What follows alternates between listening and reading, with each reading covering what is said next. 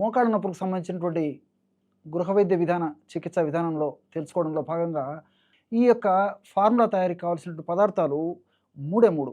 ఈ 3 పదార్థాలు కూడా మీకు తెలిసినటువంటివే. ఔషధ శక్తి అపారంగా ఉంటుంది. అదేవిధంగా అన్నీ మనకు సైడ్ బెనిఫిట్స్ ఉంటాయి. ఎలాంటి సైడ్ ఎఫెక్ట్స్ ఉండవు. సామాన్య మానవుల నుంచి సంపన్నుల వరకు కూడా అందరికీ ఉపయోగపడేటువంటి దివ్యమైనటువంటి ఔషధ యోగం ఇప్పుడు మనం చెప్పుకోబోయేటువంటి మోకాళ్ళ నొప్పులు తగ్గించేటువంటి యోగం కూడా. మొట్టమొదటి పదార్థము ఓమము. దీన్నే అజవాయిన్, వాము అనేటువంటి పేర్లతో పిలుస్తుంటారనమాట. ఈ వామును తెచ్చుకొని శుభ్రం చేసేసి కాస్త వేయించేసేసి చల్లారిన తర్వాత ఈ విధంగా పౌడర్ తయారు చేసుకోవాలి. ఈ యొక్క పౌడర్‌ని ఒక 100 గ్రాములు తీసుకోవాలనమాట.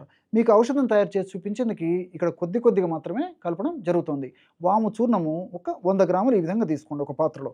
అదేవిధంగా రెండవ పదార్థంగా కన్నతల్లిలా కాపాడేటువంటి కరక్కాయ యొక్క పెచ్చుల యొక్క చూర్ణం.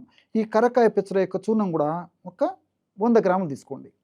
సో వాము చూర్ణం 100 గ్రాములు తీసుకుంటే కరక్కాయ పెచ్చుల యొక్క చూర్ణం కూడా 100 గ్రాములు తీసుకోవాలి. మూడవ పదార్థంగా దాల్చిన చెక్క చూర్ణం. దాల్చిన చెక్క చూర్ణాన్ని కేవలము 20 గ్రాములు మాత్రమే తీసుకోవాలన్నమాట.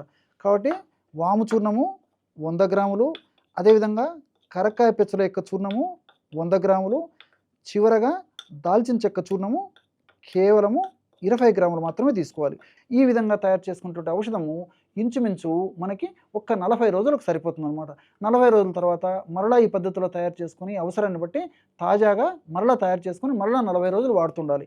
ఈ విధంగా తయారు చేసుకున్నటువంటి ఔషధాన్ని ఒక గాజు సీసాలో నిల్వ ఉంచుకొని రోజు ఉదయం ఆహారానికి ఒక అరగంట ముందు, అదేవిధంగా రాత్రిపూట ఆహారానికి ఒక అరగంట ముందు ఈ యొక్క ఔషధాన్ని వాడుకోవాలి.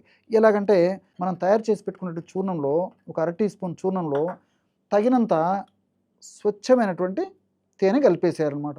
మరి షుగర్ వ్యాధిగ్రస్తులు నుండి మరి వెయిట్ ఎక్కువ ఉన్నటువంటి వాళ్ళకు అయితే తేనె కాకుండా కేవలము ఈ చూర్ణాన్ని నీళ్ళతో కలిపి తీసుకోవచ్చు అనమాట. మరి ఈ తేనె వాడదగినటువంటి వాళ్ళందరూ కూడా తేనెతో వాడుకోవడం మంచిదన్నమాట. చూసారు కదా, కేవలము ఒక పావు నిమిషము లేదా ఒక అర నిమిషంలోపే బ్రహ్మాండమైనటువంటి సేవించదగినటువంటి ఔషధం కూడా రెడీ అయిపోయింది. ఈ విధంగా తయారు చేసుకున్నటువంటి ఔషధాన్ని చప్పరించేసేసి మింగేసేయాలన్నమాట.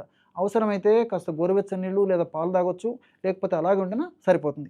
ఈ విధంగా రోజు ఉదయం ఒక్కసారి రాత్రి ఒక్కసారి ఈ పద్ధతిలో ఈ యొక్క ఔషధాన్ని తయారు చేసుకొని వాడుకుంటూ ఉండడం వల్ల చాలా సమర్థవంతమైనటువంటి ఫలితాలు కలుగుతాయి.